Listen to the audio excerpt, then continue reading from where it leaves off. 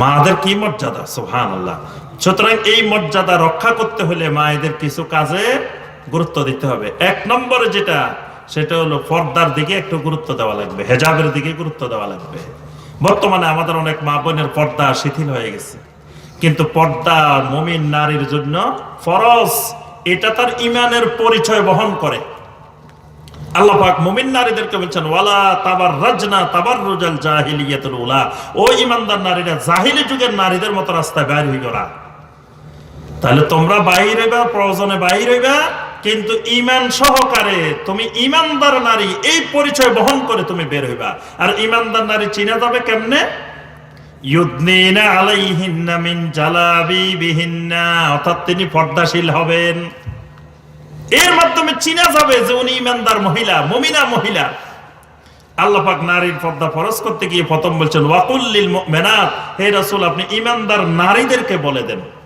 অর্থাৎ যারা ঈমানদার নারী, ঈমানের দাবি সে পর্দা পালন করবে। ঈমান না থাকলে পর্দার দরকার নেই। ঈমান যতক্ষণ আছে, ঈমান নিয়ে কবরে যেতে চাইলে পর্দা লাগবে, হেজাব লাগবে। এবং এই হেজাব শরীয়তের হেজাব, নিজের বানানো পদ্ধতির হেজাব না।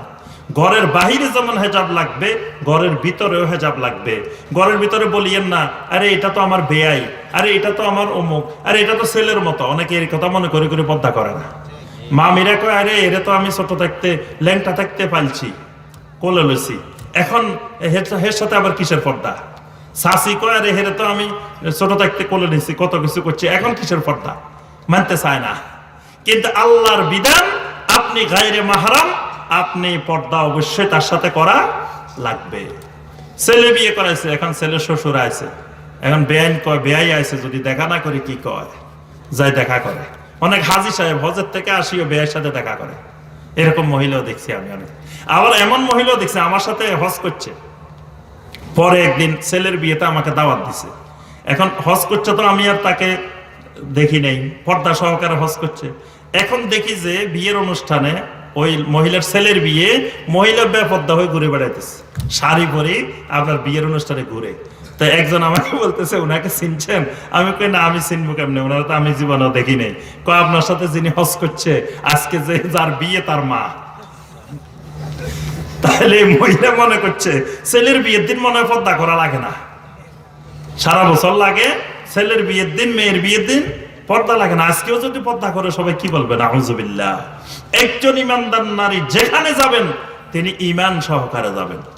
তিনি বাজারে গেলেও ঈমানওয়ালা নারী, তিনি ঈমান সহকারে, ঈমান নিয়ে বাজারে যাবেন। তিনি বাহিরে বেড়াইতে গেলে ঈমান নিয়ে বেড়াইতে যাবেন। তো ঈমান যতক্ষণ আছে, পর্দাও ততক্ষণ। অনেক মহিলা সাহাবীর ছেলে শহীদ হয়ে গেছে, ভাই শহীদ হয়ে গেছে, স্বামী শহীদ হয়ে গেছে, শোকে কাতর, কিন্তু তাদের পর্দার বিন্দুমাত্র লঙ্ঘন হয়নি। সুবহানাল্লাহ। এই জন্য আমার মায়েরা, প্রথম নসিহত পর্দা রক্ষা করবেন। দ্বিতীয় নসিহত, স্বামীর কথা শুনবেন। অনেক মা বোন স্বামীর কথা শুনতে চায় না। জান্নাতে যেতে হলে স্বামীর আনুগত্য করা লাগবে। ওয়া আতাআত বালাহা, স্বামীর আনুগত্য লাগবে, স্বামীর কথা শুনতে হবে। স্বামীর আনুগত্য বিহীন আপনি জান্নাত পাবেন না। কারণ আল্লাহ রাসূল সাল্লাল্লাহু আলাইহি ওয়াসাল্লাম বলছেন, আমি যদি আল্লাহ ছাড়া কাউকে সিজদা করার নির্দেশ দিতাম, তো নারীদেরকে বলতাম তাদের স্বামীদেরকে সিজদা করার জন্য।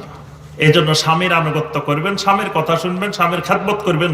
স্বামীরও স্ত্রীদের সাথে সুন্দর আচরণ করবেন, ভালো ব্যবহার করবেন, খারাপ আচরণ করবেন না। আল্লাহ রাসূল সাল্লাল্লাহু আলাইহি ওয়াসাল্লাম বলেন, লা তাদরিবু ইমা আল্লাহ, আল্লাহর বান্দীদেরকে তোমরা প্রহার করিও না, আল্লাহর বান্দীদেরকে কষ্ট দিও না। ওয়া আশিরুহুন্না বিল মারুফ, আল্লাহ পাক বলেন সুন্দরভাবে, সুন্দর আচরণের সাথে তোমরা স্ত্রীদের সাথে জীবন যাপন করো। আল্লাহ রাসূল সাল্লাল্লাহু আলাইহি ওয়াসাল্লাম বলেন, ইস্তাউসু বিন নিসাই খায়রা, স্ত্রীদের সাথে কেমনে জীবন যাপন করবে আমি নবীর থেকে শিখো। সুবহানাল্লাহ। স্ত্রীর কাছে যারা উত্তম, আল্লাহ রাব্বুল আলামিনের কাছেও তারা উত্তম মানুষ, ভালো মানুষ। এই জন্য আপনারাও সুন্দর আচরণ করবেন, আমার মায়েরাও স্বামীদের সাথে ভালো আচরণ করবেন। 3 নম্বর বিষয়, নিজে তাওহীদ শিখবেন, ছেলে মেয়েদেরকে তাওহীদ শিখাইবেন।